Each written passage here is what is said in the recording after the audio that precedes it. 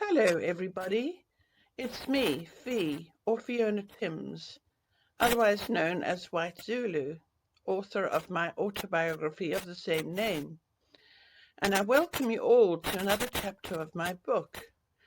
I do hope you're all enjoying my life story, and I must thank all of you for being such dedicated subscribers, especially those who have written such complimentary comments below my videos. They are much appreciated. I would like to point out that the previous South African flag hanging on the wall behind me is not a political statement. It is simply a piece of history in the background of my first 50 years of my life, being born and growing up in my beloved mother country, South Africa. My autobiography, White Zulu, is not a political commentary, and frankly describes my experiences of growing up with the Zulu tribe as my family. That flag is simply a piece of cloth signifying the history of South Africa. It was originally used by the Union of South Africa from 1928 to 1961, and later the Republic of South Africa until 1994.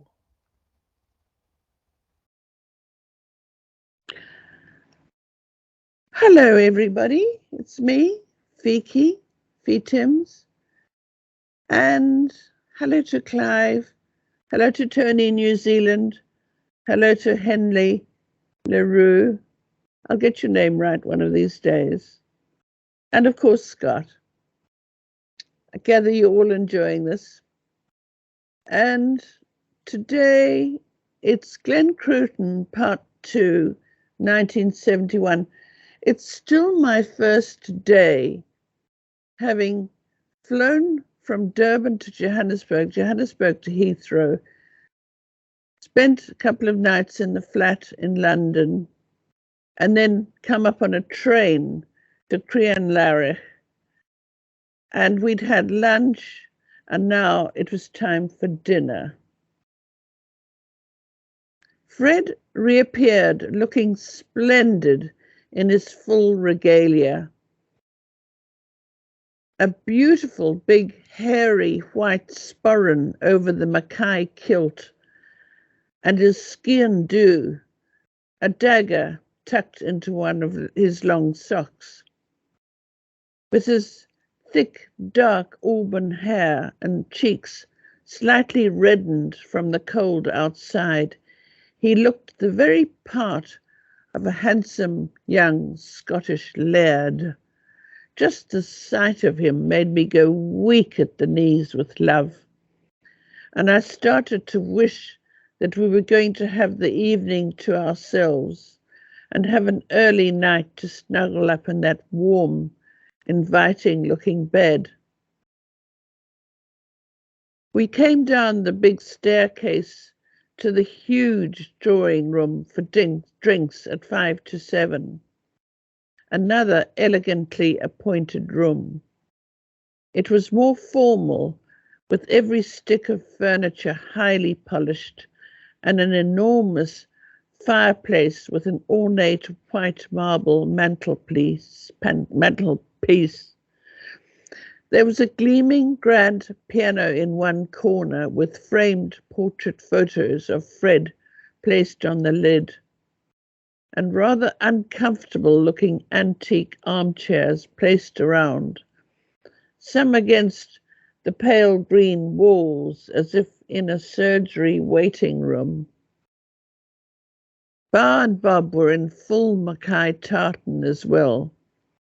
She had a long kilt on and the same tartan sash and a heavy silver cairngorm brooch. Now, to explain what a cairngorm brooch looks like, here it is on my hat. The center stone is not a precious stone, unfortunately, but it's a type of crystal, and then the silver round the edge, circling it, has all sorts of Celtic engravings on it, and it's very valuable. I'm keeping it for my granddaughter. But I wear it on my hat just to show my Scottish origins. She wore a heavy silver Cairngorm brooch that she'd worn to our wedding. Bob wore tartan trews, that means trousers in Scottish, and a dinner jacket with bow tie. Aunt Weenie swept in, also wearing a long Mackay kilt, but on her it looked so much more elegant than on her shorter, squatter sister. Bar was in full cry. "Darlings," she called, waving a full whisky glass expansively at the drinks tray. "Have a cocktail." "We've already started," she chuckled hoarsely. "I always have a stiff whisky while I'm in the bath." Bob, too. He looked flushed and was taking large gulps from a cut glass tumbler of scotch. The Mackay James version of a scotch on the rocks was to throw a couple of ice cubes into a glass and fill it to the brim with neat whisky. They were puffing vigorously on strong-smelling cigarettes. They both smoked 60 unfiltered Capstan a day, and she had the raspy, what my father called ginny voice to prove it. By the time Jimmy the butler rang the gong, a huge rank organization type of brass gong hanging from a wooden frame, the tones resonating as he swung at it with the big padded drumstick clutched firmly in both hands. Bar and Bob were fairly and obviously drunk. We sat down to dinner, served by Jimmy, now dressed in a black suit and tie, and Stella, one of the maids, wearing a black dress and a frilly white apron, waiting on us, as Mackay, our houseboy, had done on the farm, from the correct side, while Jimmy poured our wine. I found it odd and slightly uncomfortable to have white people waiting on me in this fashion. Once they'd retired to the kitchen, Bar leaned forward over her plate and slurred, "We've got to book you some elocution lessons in London, darling. You have to get rid of that awful South African accent." I was rather taken aback. First of all, because in comparison to most of my compatriots, my accent isn't that pronounced, thanks to a private girls' boarding school and a sojourn in a finishing school in Switzerland. Secondly, Bar's own accent, when I'd first met her in South Africa, had been a strange mix between Scottish Highlands and the American South. Now her accent was a broad, Southern American drawl, as thick as Mississippi molasses, which became more syrupy the more she drank. Fred had told me that she affected a strong Scottish Highland accent whenever she was sinking the Jack Daniels in Florida. I replied rather diplomatically that I'd think about it, and she sniffed with a "we'll see about that." "You'll have to wear the Mackay tartan," was her next strike. "I'll get some made up into a long kilt for you. You can wear it to the Highland balls and other county occasions." I looked down at my bulging midriff and said nothing. "You'll have to learn to dance," she continued. "I can dance," I replied. Dad had taught all four of us daughters to foxtrot and waltz. As he'd said, "You girls have to learn to dance correctly." We were competent but not show-off dancers. According to my parents, anything other than sedate, dancing was vulgar and smacked of those awful ballroom competitions which such common girls in their hideous frilly frocks. The word frocks was said mockingly, as we did not use that term. The proper word was dresses. To say frocks was very non-new and would elicit a nose wrinkle from Mum. Not that kind of dancing, scoffed Bob. Highland dancing, like the Scottish reel, the dashing white sergeant, the teapot, and all the others. What on earth was the teapot? A mental image of a couple with one hand on hip and the other stuck out in a rather camp fashion made me chuckle. You're having me on, I laughed. The teapot? But no one was laughing. This dancing was obviously to be taken very seriously. I'll learn, I said meekly, trying to catch Fred's eye, but he kept looking down at his plate. The conversation carried on in this vein, with both Bar and Bob becoming more and more arrogant, patronizing, aggressive, and belligerent as the levels in the crystal wine decanters plummeted. I'd learned from very young how to handle situations like these from my own parents' behaviour, simply by keeping quiet. But the Mackays had taken drinking to a whole new level. What was going on, I wondered? While Mum, and especially Dad, were at least a bit more subtle with their insults and generally directed them more at other people rather than at their daughters, although we did come in for a good share of criticism ourselves.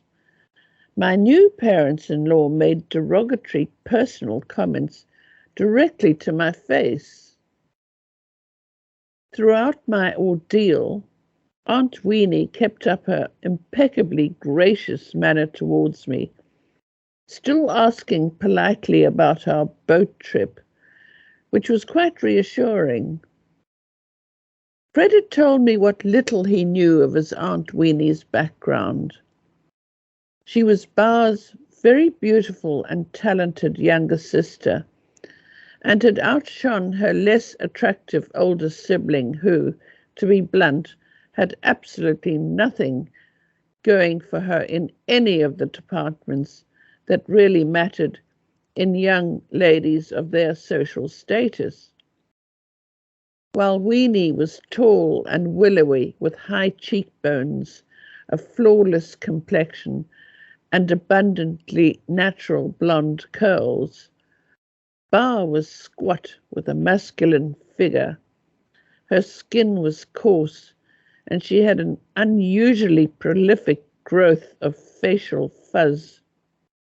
She bleached her hair blonde-ish and wore it in a tightly set helmet, identical to the Queen's style, complete with a ram's horn curl over each eyebrow. Once she'd realized that she'd never be able to compete with her younger sister, Bar, had decided to be the sister with character and had developed her confrontational manner early on. Unfortunately for everybody around her, the character got nastier as the years and liquor took its toll. She also had a certain way with men. She treated women generally rather dismissively, unless she really disliked them. Then she was rude, patronizing, and arrogant. Bar was quite different with men. She flirted and fluttered her eyelashes at them, flattered them raucously, and backed them into a corner where you could see the whites of their eyes as they looked frantically for an escape. She thought she was terribly witty and had adopted her own bizarre bar speak. She scattered French words into her conversation and gave odd, babyish names to other English words like dindins and brekkie, and for some odd reason, bunnies for babies. Her favourite topic was exercise, eckie, and she'd go on at length and in detail about her walks over the mountains. At a very smart cocktail party in London held in my honour a few days before, she told me, "I ran up a mountain just after lunch for some eckie," pointing vaguely over the city. "I went poop, poop, poop out of my bummy all the way down," she continued in her loud bray during a lull in the conversation. This was over our canapes, and it was still early in the evening, so she couldn't have been that drunk yet. Uncomfortable and embarrassed, I looked around furtively to discover that nobody around us had reacted at all and realized this was her normal conversation. Sometime in her late teens, something had happened to Weenie which made her withdraw completely from life and retreat to her almost autistic world, which included everybody from getting any closer than purely superficial good manners would allow. She might actually have been autistic, but in the early 1930s, there was no medical term for the condition, and she was diagnosed as being politely crazy. It was rumoured among younger members of the Mackay family, but never actually mentioned, a dark secret, that she'd been raped by her music tutor at that time, and the shock had made her mentally ill. But it was also suggested that Ba's continual bullying and jealousy had tipped her over the edge and into insanity. "I'll bet that's what did it," I said vehemently to myself. I found Weenie polite, albeit very vague, and her questions about our recent sailing adventures more endearing than anything else, simply because she wasn't hostile. I kept feeling disappointed, though, that she really had no idea who I was, other than some sort of temporary dinner guest. After dinner, Bob pushed back his chair again and lit another foul-smelling cigar. I was feeling very tired and sleepy again. My morning sickness was still worse in the evenings and was longing to go to bed. But we ladies were led back to the drawing room for coffee and cigarettes, which Ba puffed on continuously, while the two men drank port at the dining room table. As I trailed after Ba and Weenie through the door, I turned to Fred, and he gave me a bleak smile. I squared my shoulders and walked to the drawing room. I knew how to behave. We had followed the same protocol at evening meals on the farm when there were guests staying, and even when there weren't. And I had spent some time with an elderly, well-bred and well-connected great aunt in an English country house. She was my maternal grandmother's youngest sister, Mary, and lived in a stately home in Tunbridge in Kent. It was a particularly dreary time for me at the age of 18, when I'd just arrived in England for the first time, straight from finishing school in Switzerland, and was eager to taste the flesh pots of London.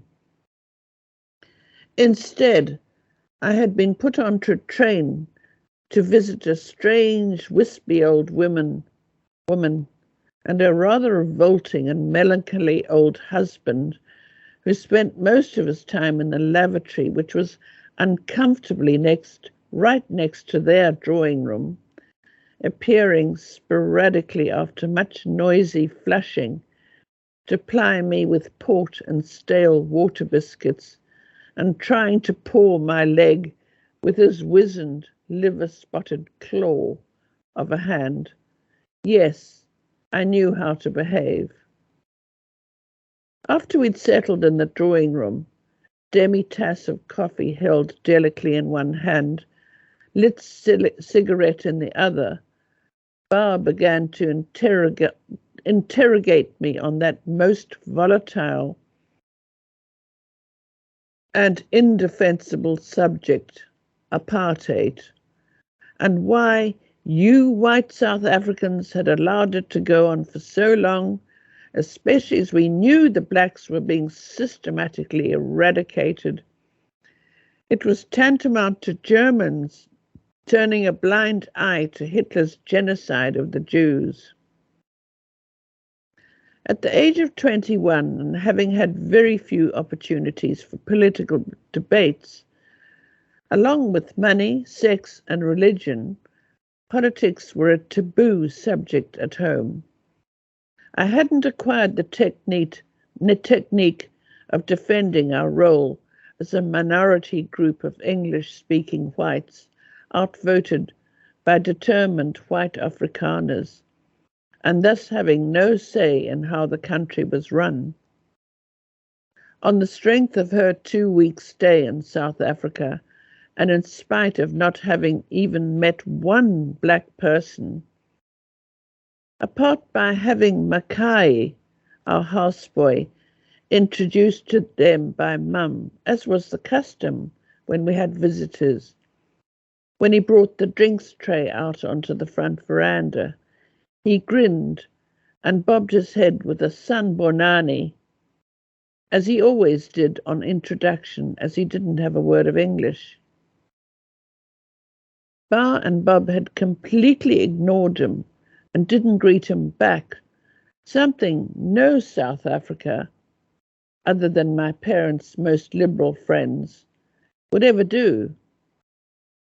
Nor having ever met an Afrikaner, Bar had summed up the political situation there by lumping all the whites together, labelling us as villains, and conversely all the blacks as innocent victims.